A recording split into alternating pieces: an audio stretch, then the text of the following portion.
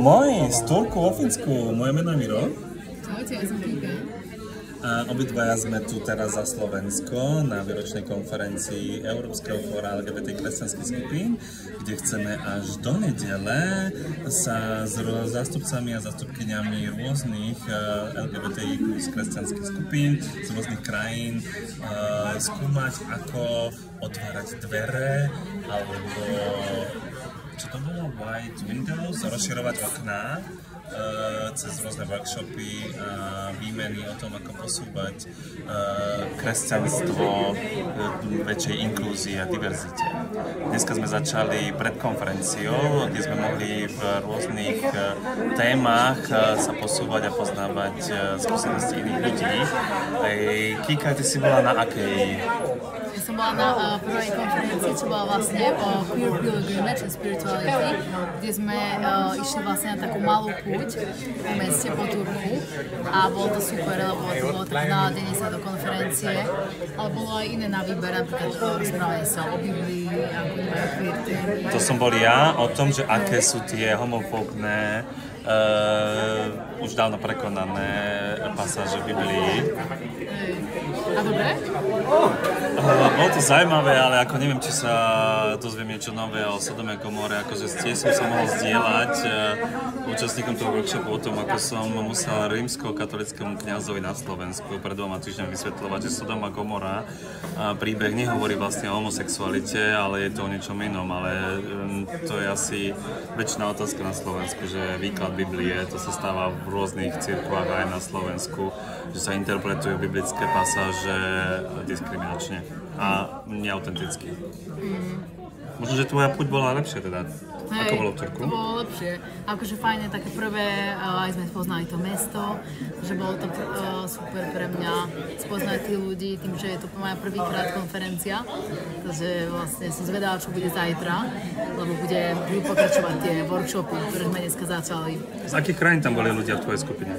Ja som mala najviac asi Holandsko, Nemecko, Norsko a ďalej tak rôzne, že som ich nespoznala všetkých, takže uvidíme. Okay. Ale z väčšiny krajín Európy tu sú. A z toho queer spektra, ako sa cítila zastúpenie?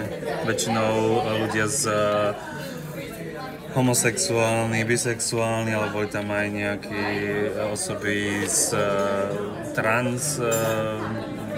transsexuáli, nebinárni ľudia. Asi podľa mňa najviac gay a lesby, by som povedala. Že tam boli najviac. Ale akože ťažko povedať tým, že tam boli väčšina starší, tak sa to moc nemôže. Ale nie. Takže ťažko povedať, no. A tak uvidíme prvý deň, že sa budeme spoznávať ešte. Takže asi ty je zlepšil, ty viac. Tak akože u mňa to je už, som rátal 6.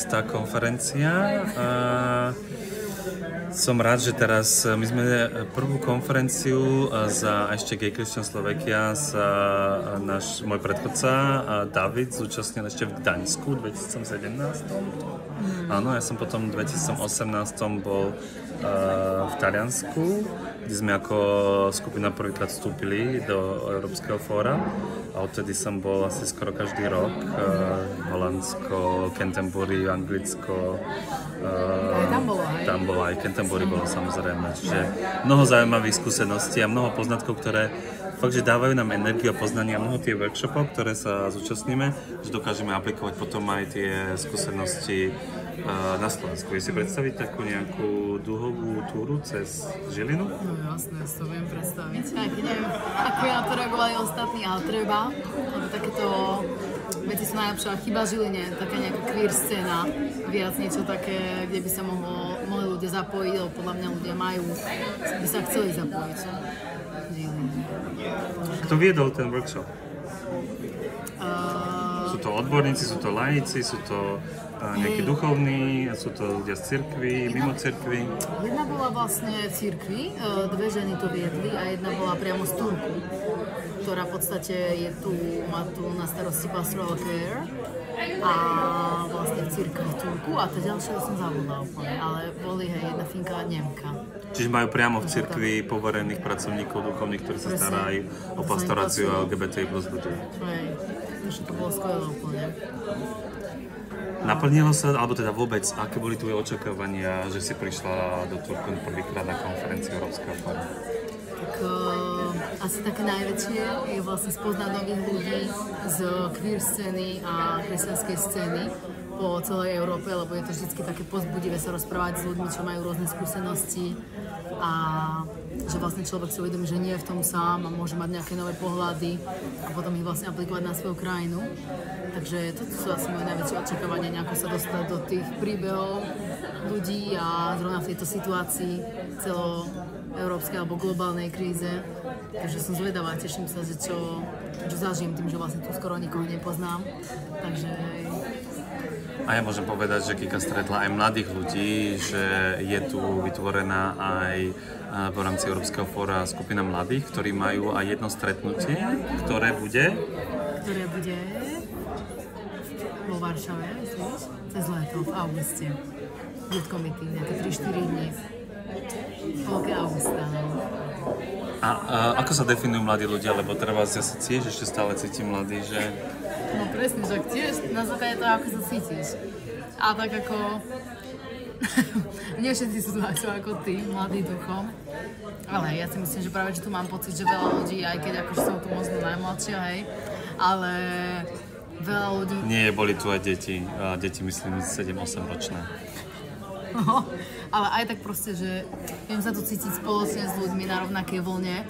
Na základe to nevadí, že sú proste starší, hej, ale tým, že zdieľame všetci podobné skúsenosti, tak sa cítim taká prepojená a verím, že to je obohacujúce pre každého. A určite obohatením bolo aj to zaujímavé jedlo, ktoré sme dneska mali. Toto je bývalý predseda Európskeho fóra a teraz je náš kamarát Vili, ktorého ste mohli zažiť aj na Slovensku, kde ako jediný duchovný robil liturgiu v teplárni. V oktobri to bolo pred 2 rokmi. Talking the truth? Yeah. Okay. Čiže stretáme sa tu aj s ľuďmi, ktorí potom si dovezieme na Slovensko. A za mnou sedí tuto modrom Michal Bringschroeder, ktorý môžete uvidieť v septembri na Slovensku. Takže aj to je dôvod, prečo sa tu stretáme. Takže som zvedavý, že ako to bude do nedele. Sledujte naše kanály, budeme sa vám snažiť sprostredkovať naše zážitky a takto aj ukončiť kampaň do Vestužky ku koncu mája, kde budeme aj zajtra, to sa dozviete, mať aj špeciálne predstavenie Slovenska v rámci trhu krajín. Takže sledujte zajtra. Vidíme sa. Díky, držím palce.